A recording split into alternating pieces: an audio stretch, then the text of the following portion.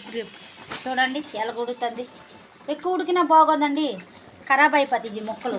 అలా ఉడికినాక ఉడికేటప్పుడు ఇగో ఫిష్ మసాలా, ఈ మసాలా చూపి కొంచెం మసాలా వేయండి. కొంచెం ఎక్కువ వేయకండి, మరీ ఎక్కువ వేస్తే చేదుగా ఉంటుంది, చేప ఖరాబ్ అయిపోతుంది. ఈ నేను ఎంత వేయాలో తగినంత వేస్తానండి. ఇగోండి నాకు ఇంత కావాలి, నేను ఎంత వేస్తాను. మీకు ఎక్కువ కావాలంటే ఎక్కువ, మీరు తినకపోతే ఏ అవసరం లేదు.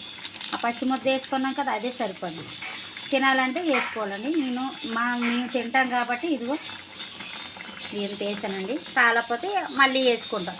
దాంట్లో కొంచెం కొత్తిమీర వేయాలండి, సూపరు. మా ఇంట్లో లేదు ఇప్పుడు ప్రస్తుతానికి,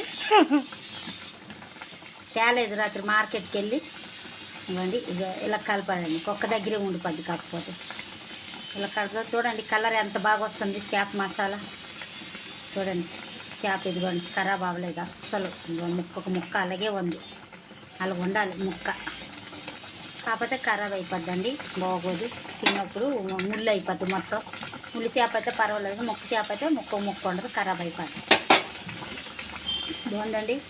అందరూ ఇలా చేయాలని కోరుతున్నాం.